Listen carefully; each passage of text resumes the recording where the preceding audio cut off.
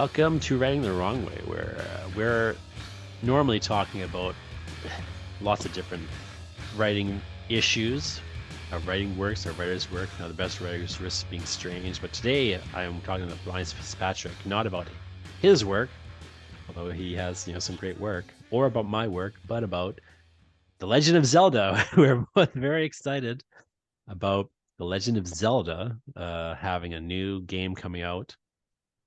Yeah, who Tears wouldn't of the be? Kingdom.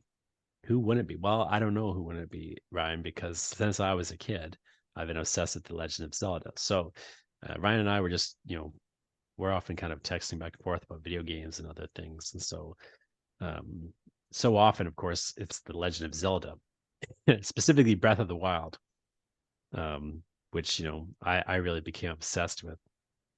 But right now, I'm actually, not only am I awaiting my Tears of the Kingdom copy, that I pre-ordered, but I'm playing Breath of the Wild some more, and Like we're also we're both doing replays of Breath of the Wild. yeah, Like, well, I'm not really replaying it myself so much as I'm just continuing to play it because my I've got so that game is so huge that even though I beat the game and have spent like 120 hours playing the game on the same save file, I still haven't even explored 30% of the map.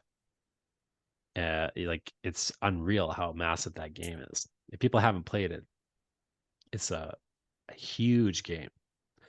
But also like, I say like I was just a fan of Zelda since I was a kid. I replayed the first Zelda recently. I replayed the third Zelda recently. I'm playing on the some of the Game Boy Zeldas that I missed. You know, recently.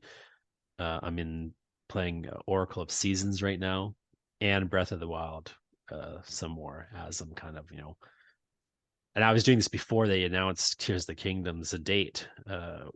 So I've just been digging into them off and on all the time. But anyway, we just want to talk about Zelda, but also I think there's something to be said for just sort of the writing and storytelling side of Zelda in my view. So we don't have to maybe dwell on that per se, but I do want to talk about Zelda in a couple ways. And so let me just start though with asking you, Ryan, what do you want to talk about in terms of um, Zelda? I know you've got some real I've specific. got a bunch. I thought you've already done some of this, but I thought it would be useful to start just by talking about what our experiences with the games are. Yeah, Like, totally. because we probably haven't. Because I know I haven't. I've played most of them, but I haven't finished very many of them. And but there are some I haven't played, and there's some others that I would think are better games or better Zelda games. But Sure. Well, for me, with of course, I mean, I grew up. My first system was an Atari 2600, and then quickly after that, when I could, I got a Nintendo, an NES, right? And so one of the first games, like many people, one of the first games I ever played was Zelda, Legend of Zelda, and then Legend of Zelda 2, and then when the Super Nintendo came out, I mean the big drive, the push for me to get for my parents to get a Super Nintendo was so that I could play the Legend of Zelda, um, Link to the Past, and then um, really I kind of like fell off playing Zelda games at that point because I never had a Game Boy, so I kind of missed anything they released on Game Boy, and I never, and then I kind of moved out basically, and it was too poor. I didn't have my systems anymore. They had my I we'd actually I'm very much regretting it now. We had like sold them to our aunt for like $30 or something. Me and my brother, and who knows what happened with them after that point. But then like I just didn't have any video game systems for the longest time. I think the next system I had was the PlayStation 2. I jumped to PlayStation because of the Final Fantasy series. And then, uh, I didn't really get into Nintendo again until the Wii came out when I was in Calgary, where I met you. And so when the Wii came out, I was, it was impossible to get a Wii for a little while. I actually ended up importing one from the US and paying like all these massive fees and stuff. But then, I had a Wii. And so because the Wii, I missed everything in between the Super Nintendo and the mm, Wii. So any so then for that reason, the next Zelda game I played ended up being Twilight Princess when I think remade it for the Wii. I can't remember exactly. Um, and then that game was if for me, I can't remember the details of the release schedule for Zelda, but like it was the first one where you kind of were not top down for me, or the first one they did. I'm not sure, but It was it the was first just one for you. There were yeah. I thought there was three another one 3D ones before, before. so I missed all those. Yeah, that's right. That's because I missed the GameCube, right? Yeah. And then so then I was playing, so I missed all the Zelda games that were on the GameCube. And then I got Twilight Princess, and then I was obsessed with that. I just thought it was amazing. And then but then again, fast forward, I missed everything else until the Nintendo Switch came out, Hmm. and then Breath of the Wild was re-released on the Nintendo Switch. So that's kind of and it was simply because I didn't have the systems, Yeah. and I was playing because again I had my jaunt with the PS2. And then I never had a PS3. Again, I kind of at this point now I've got like all sorts of stuff. Like I've got the Switch, I've got a PS5. I had a PS4 before that, but I quickly like switched it for a PS5, and I've got the Steam Deck. So I've got like more video games than I can deal with these days. But I just ended up missing games because I didn't have the consoles for them. And it's been really great lately. I also bought a Pocket lately. It's like this emulator that you can put Game Boy games in it, like Mm. actual cartridges in, and it plays them like it's a Game Boy. Well, it's not technically a Game Boy. So I've been playing, like I say, the Oracle of Seasons. So like I caught up on Nintendo Switch with the port of Link's Adventure, and I caught up. I've started catching up a little bit. I started trying to catch up a bit with some of the emulator ones that they've re-released on the Yeah. Switch Online thing, Nintendo Online stuff. And then I got this Game Boy to play these games that now, unfortunately, for me, because I spent all this money playing them the special way, but now that they just put them out on the Game Boy Online stuff. But yeah, so I kind of like kept missing ones, Yeah. and I didn't really get to see the evolution really cleanly. But so to me, it was like a revelation. Like every time, again, like when Twilight Princess came out, I was like, I totally unprepared for that. And Because it you just hadn't blew me played away. because you hadn't played Ocarina of Time. Exactly. Like I went from like the third one right to that. And then, you know, again, from that, I went to Breath of the Wild. And which, just, I couldn't, it just floored me. I hadn't played hardly I had not played an open world game. Yeah. So never mind, I hadn't played Dark Souls, nothing, so it just blew my mind, and it's still like even now that I've kind of caught up with stuff because I kind of just for varied reasons was kind of in and out of gaming Yeah. in the course of my life. But man, I gotta tell you, I'm so excited to be back in it, especially with like actually at one point I was trying to decide between should I buy a Nintendo Switch or a PlayStation 4 because I was going to commit to a new video game system. At that Yeah. point, I still have my Wii, which I still have. But I was like, I should buy a new video game system, and I was trying to decide between the two. And what decided me on the Switch over the PS4 was Zelda. I was just saying like I think I was talking to you or like what should I buy, and just I think you had said, well, what games do you want to play? And I was like, well, obviously, Legend of Zelda. So that just made the decision for me. If I could only buy one console, it'd be the Switch, simply so I could play the new. Because I had heard there was a new Zelda game out. Yeah. I didn't even know anything about it. I just knew. But here's the thing: I literally bought a console to play Breath of the Wild. I didn't even know what Breath of the Wild was. Yeah. I just knew it was a Zelda game. So how about you? What's your kind of path? I think my path is like I was gonna say like, oh, my path is really similar, but I think my path is maybe a little less spotty. So I've got I was thinking about it and I noticed like on my shelf I've got like 4 NES cartridges that I've held on to. I don't have anything I can play them on.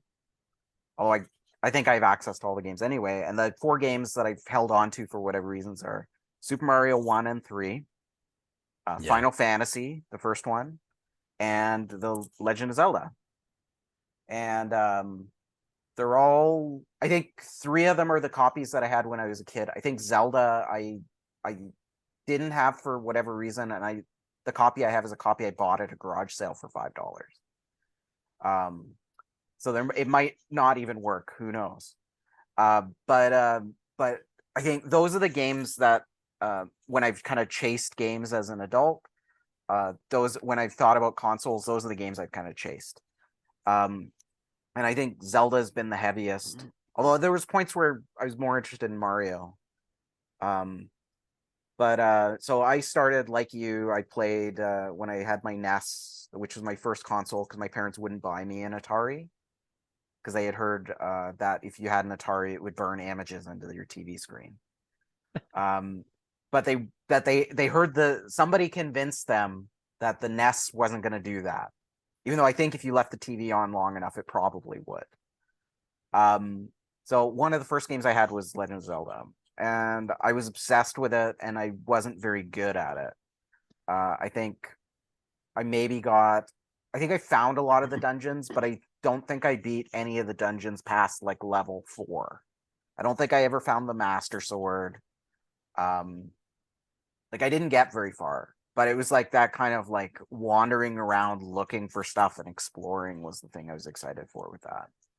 Let's just Um, pause it 1 second yeah, here and remind people how hard it was to play video games at that time.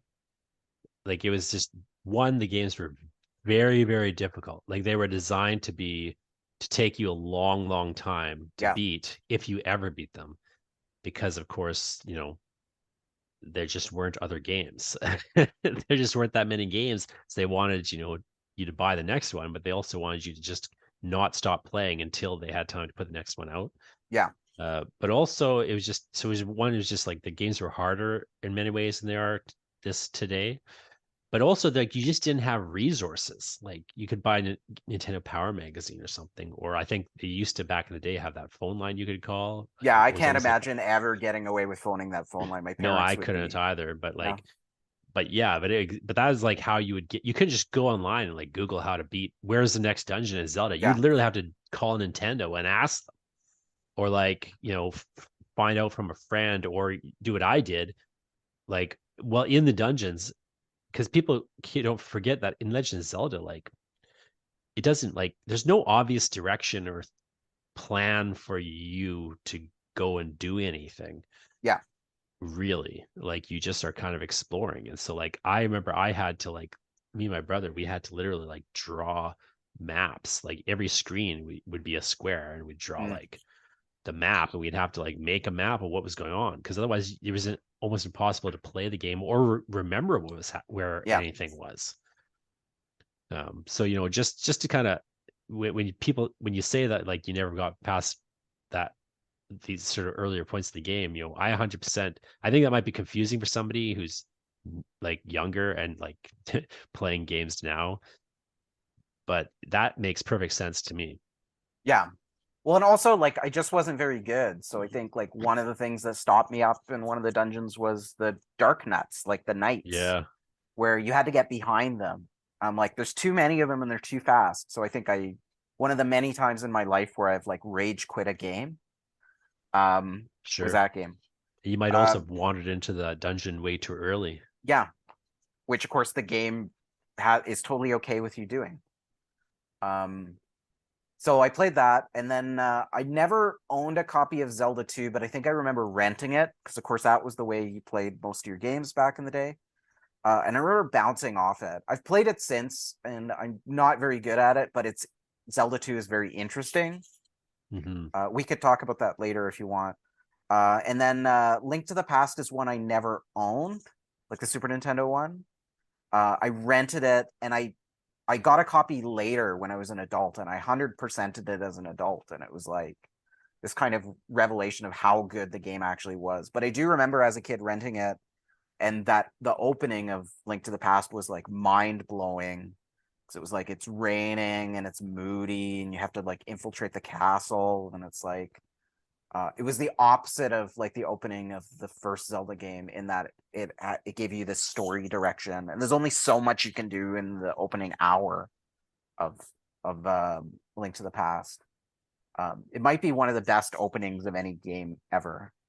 Uh, so I played that, and then I kind of I was way more obsessed with Final Fantasy, like Final Fantasy 2, uh, and um, and I went through like a PC phase for a while, so like Doom and stuff like that.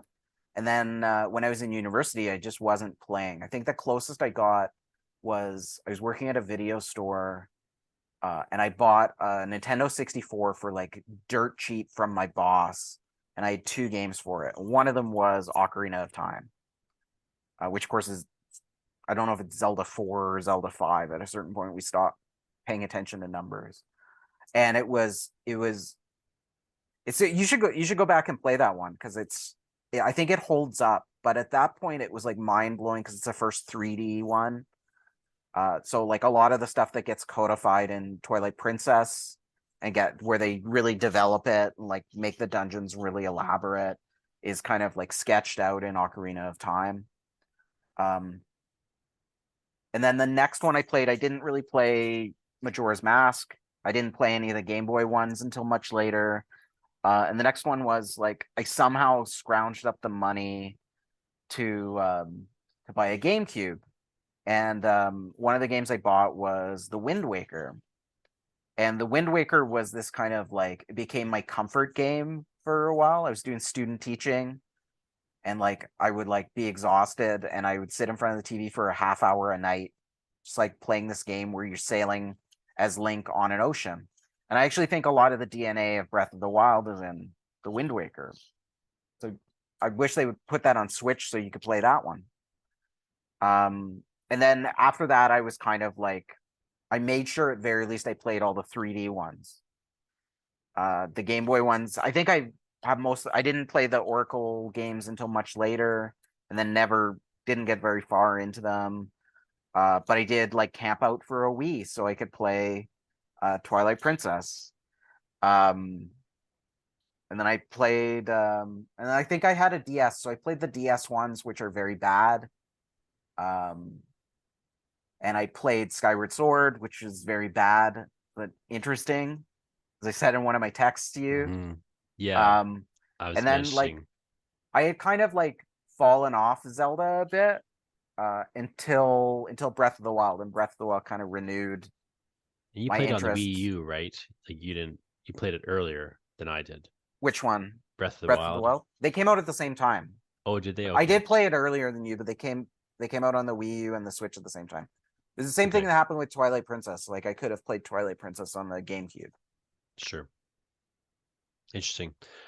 So, I mean, let's kind of maybe dive into a couple specific things Yeah. here at this point.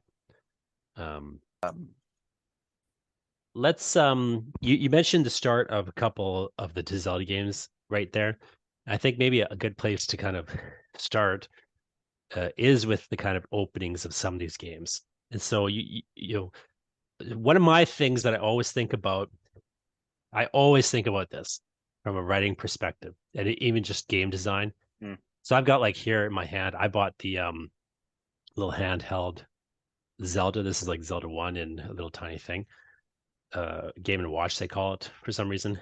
But if you like start this game, like I'll just here literally if I start this game, it shows me the first screen. There's like a cave you can walk into.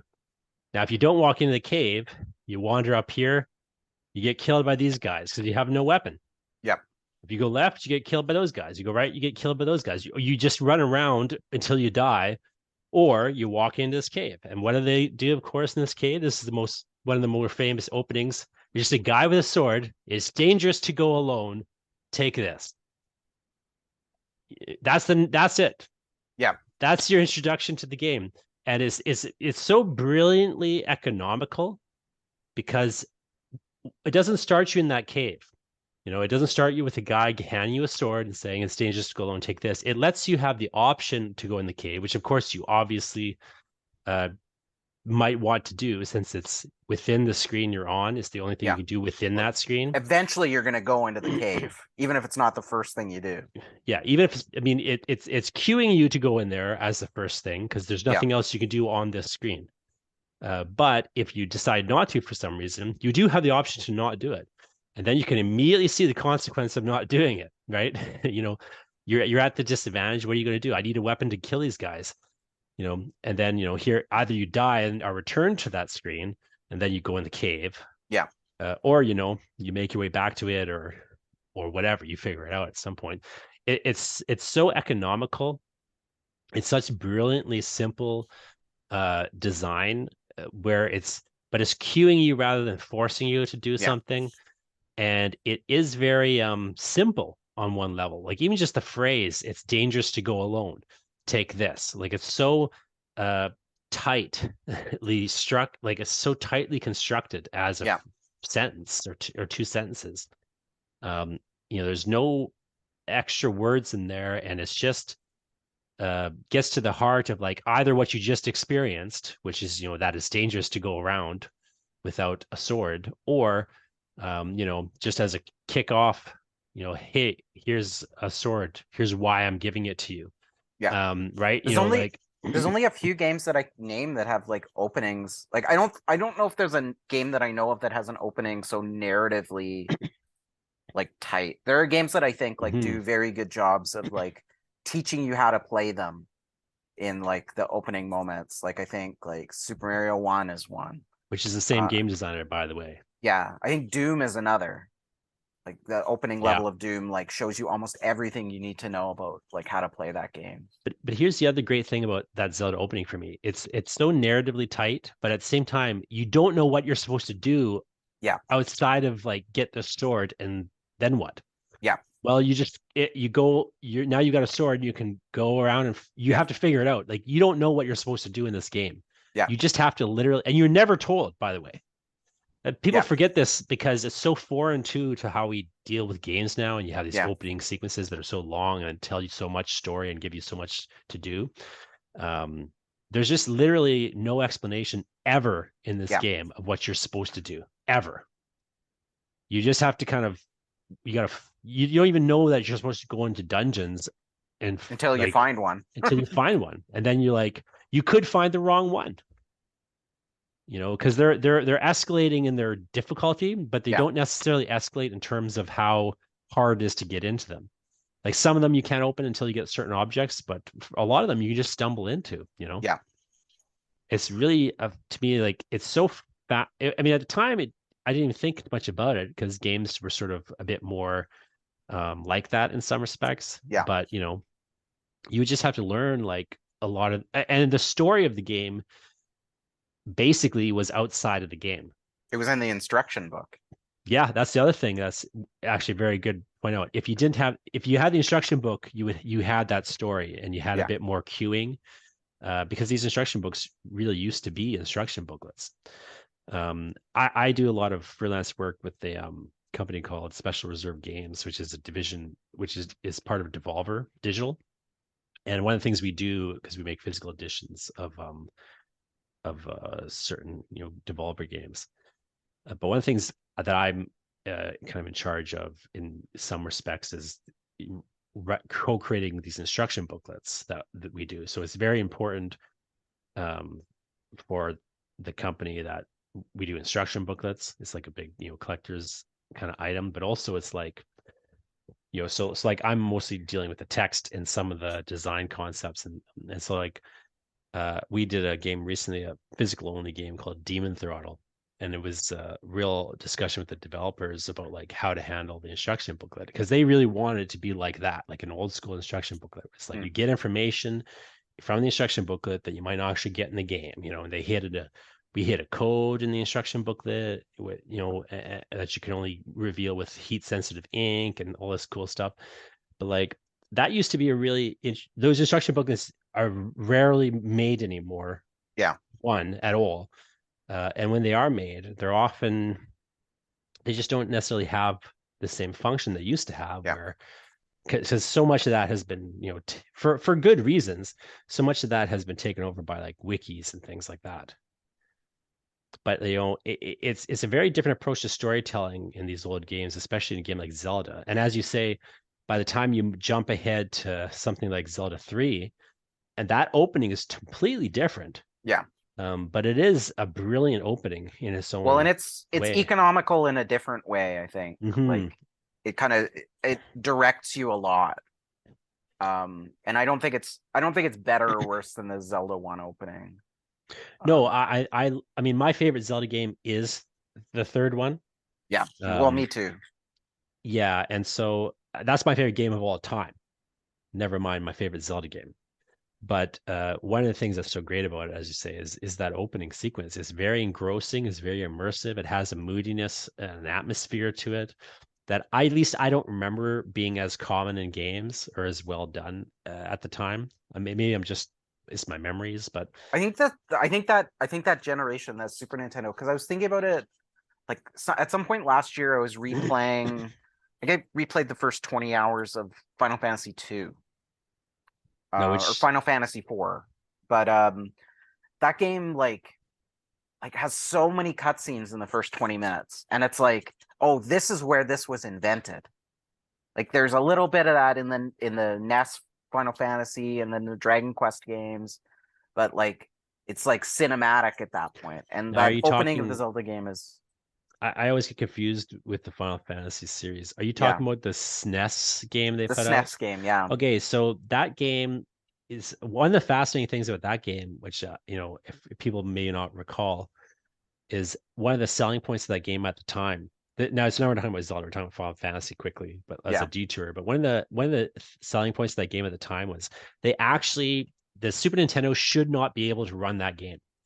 It's actually designed in such a way that it has like higher resolution graphics than can be played on the Super Nintendo. But they nevertheless like somehow figured it like modded it in the cart or something so that it actually works. I forget the tech details, so Mm, someone can correct me on it. But I remember at the time it being like there's some aspect of the game where it's like it was a 32-bit game in mm. certain respects being played on a 16-bit system.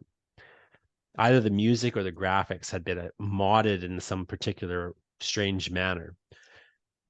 So again, maybe my memory is faulty, but it was something weird like that. Like the capability of the machine at the time was, and the games they were designing in that period were just amazing, particularly for the period. And Zelda, again, to me, was as much as I loved that Final Fantasy game, like it didn't beat Zelda to me, Yeah. you know. Um, well, let's move back to Zelda, and like instead of talking about like good openings, maybe Yeah, we should let's talk start with about one of Skyward these Zelda Sword. games that has a bad opening. Yeah, so Um, well, so I was gonna say we should talk about Twilight Princess because you've played that. Because I well, I think the want openings of Skyward Sword and Twilight Princess are really similar in their problems, but like so I can't Twilight remember the Princess is opening a of bit, Twilight Princess very well. So, yeah, the only reason I know the opening of Twilight Skyward Sword well yeah, is that I played. I missed that Skyward Sword originally when it yeah, came out. And when I missed it, and I came back to it later. I mean, the reason I came back to Skyward Sword later is because they re-released it. mm, Um, and I bought it, of course, excited for a new Nintendo Switch Zelda game. I know it was an old game, but it was new to me, right? And they had just kind of everything remastered it and everything. Anyway, I put an hour into that game. I played the game for an hour, and after an hour, I still did not have a sword. And I yeah, remember distinctly, like it was such to me, like again, think back to like Zelda 1, right? It yeah, was like literally the first thing you do is a guy hands you a sword. He says, "It's dangerous to go alone. Take this sword." That's the narrative tightness of it and how quickly you get a sword. yeah, Compared to me, Skyward Sword was just an absolute nightmare. It was yeah. the opposite of what I loved in Zelda, and I just quit playing the game. Now I hear that there's good things about that game later on, um, but I wouldn't know because it took me an hour to get a sword, and I was like, "This isn't a Zelda game." No, like that was what I was like, because both of those games, like somewhere in between Zelda 1 and Skyward Sword, Nintendo slowly um learns or thinks that suddenly it can't trust its audience. Like its games have gotten too complex. Um, so it needs to like at the off the top tutorialize like for 3 or 4 hours before it gets to like the meat of the gameplay. And then Twilight Princess is a bit easier to stomach. I think the opening of that game is a bit more charming. Like I kind of like herding the goats in. The catching the fish for the cat is kind of like silly, but like it was kind of entertaining. But you're right. Like the opening of Skyward Sword is you spend a lot of time talking to people and Well, not getting to the meat of the action.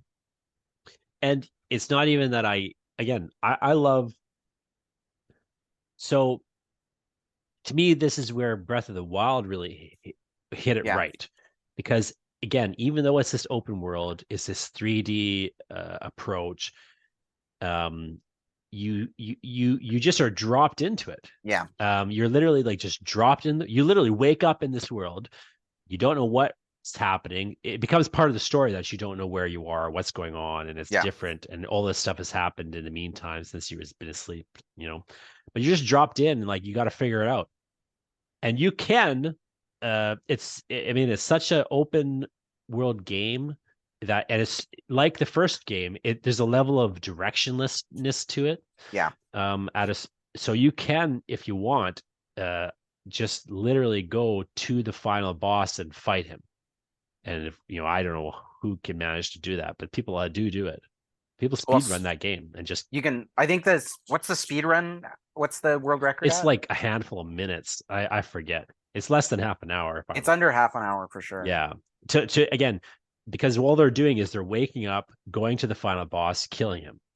And it's like, I don't know. I mean, I'm not good enough to do. I'm not very good at playing video games, but you know, uh, but I do remember even on Breath of the Wild, like I was kind of following the storyline for a while, but then at a certain point, I just stopped doing that and started doing side quests. And I Yeah. think I think I was texting with you at the time. Like you were like telling me all these things that you're like, oh, have you done this? Have you done this yet? And I'm like, Ryan, I've literally just been doing side quests for weeks. I have not advanced the story for weeks. Because I knew what I had to do. I just was like, well, before I go there, I'll just do side quests. But there was no end to the side quests. Yeah. And it was just, I was having so much fun and there all the side quests in Breath of the Wild they just have a good amount of narration, like a Yeah. narrative. Like there's just enough narrative that you kind of know what you're supposed to do, but also it's interesting to follow the story a little bit. But then it's done. It's like a bunch of little shorts, flash fictions or short stories. And some of them are Yeah. longer, some of them are shorter, but you can just get your narrative fixed without really advancing the storyline. Well, this is something like I wanted to ask you about because it often seems to me like there's and I think this is true of a lot of video games, but I think um Zelda's a good example to think about with this because some of the games handle it in one way and others in another, and it's the idea that like there's almost two narratives going on at any given point. There's the kind of overarching story that the game wants you to take away, which is the story of like Ganon has taken over the land and Princess Zelda has whatever, she's been kidnapped, she's in psychic battle, like whichever game it is. And then there's the minute to minute story of the gameplay.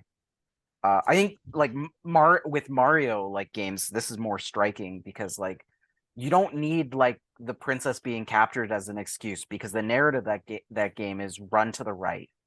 Yeah. Like it's the things you're doing as you're getting there. And I think Zelda does that as well. So I wanted to ask how you feel about that.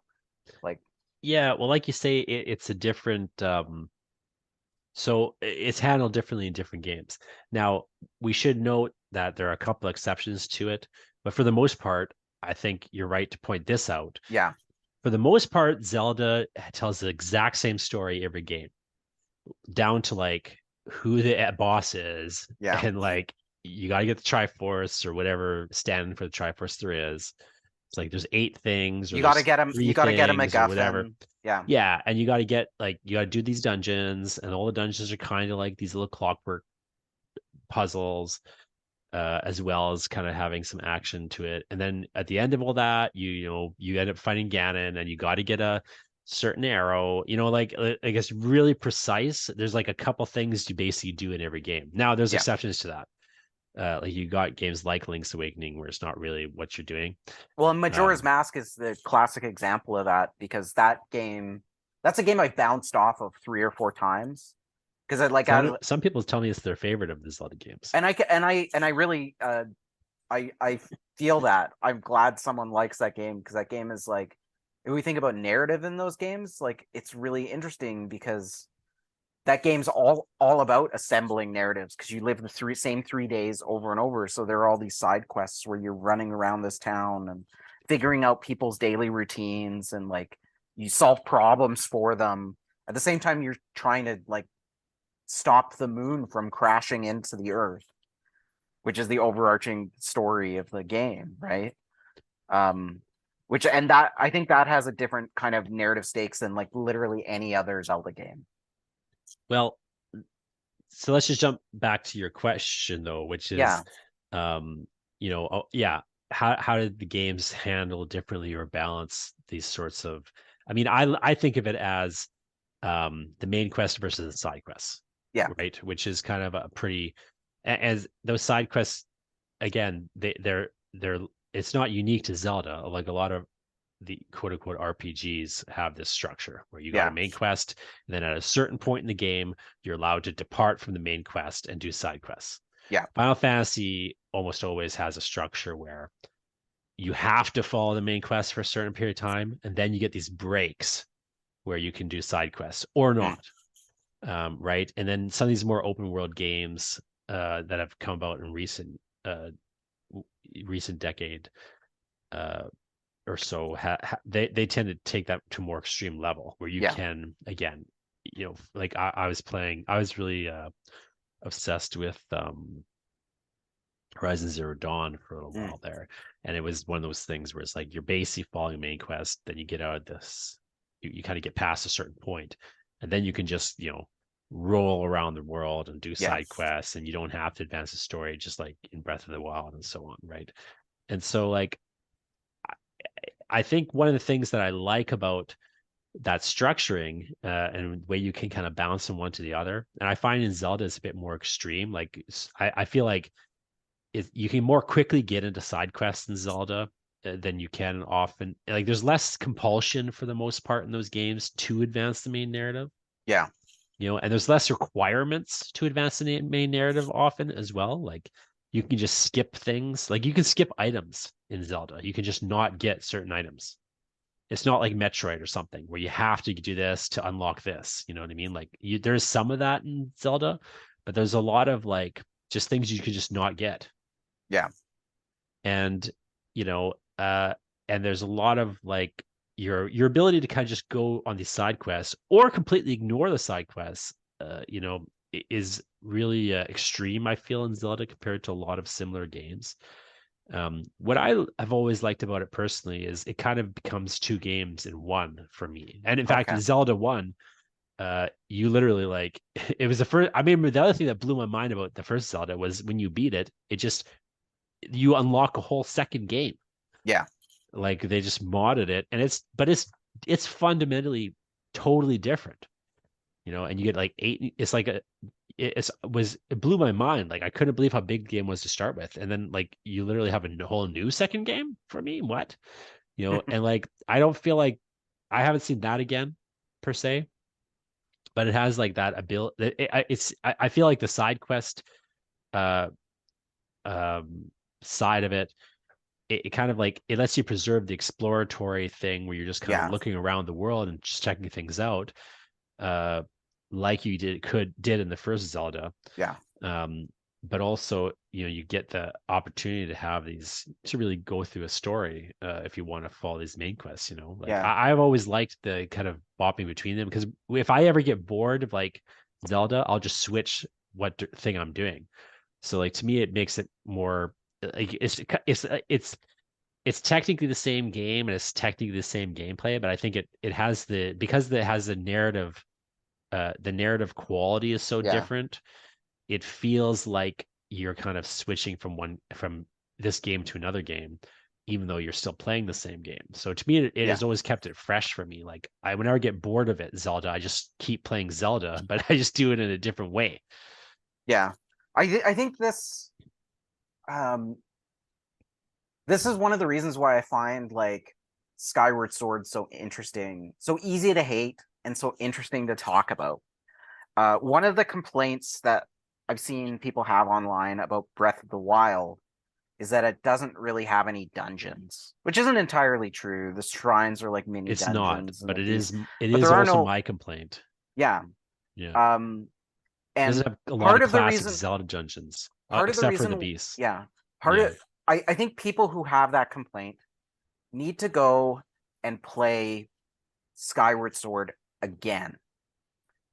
Because if Breath of the Wild is kind of the Oops No Dungeons edition of The Legend of Zelda, Skyward Sword is the Oops All Dungeons um, uh, edition, where Skyward Sword, for all that kind of hand-holdy tutorialization, uh, what I think the central and all the kind of like experimentation with motion controls, the central thing that Skyward Sword wants to do, because it's just as interested in breaking the Zelda formula as Breath of the Wild is. Because the thing it wants to do is it wants to turn everything into a dungeon. So the overworld is a dungeon that you have to solve. It's like a giant spatial puzzle. And then the dungeon. So it's like you have to, in order to get to the dungeon in each of the areas, you have to go through a whole dungeon. Um, so it's incredibly dense and thick. Um, and like it's exhausting because of that. Um, and I think like for me, one of the reasons why Breath of the Wild was so good is it restored the thing that I liked so much about the Wind Waker, where the Wind Waker is the first Zelda game since Zelda 1 to feel kind of open, where you can go in any direction. It's really empty, which is another complaint about Breath of the Wild, because you're just sailing to these islands. You find them, and the island will have something neat you can do, or it'll have like a serious story thing that you have to do. Um, and I think like that kind of overworld exploration, it's weird because it's like the two things that Zelda does are like the dungeon and the kind of exploratory overworld. Well, one is like a clockwork puzzle, and the one is like the overworld. And I think Zelda should have both, but it's I think people have a different idea of like how much of each they actually want in a Zelda well, game.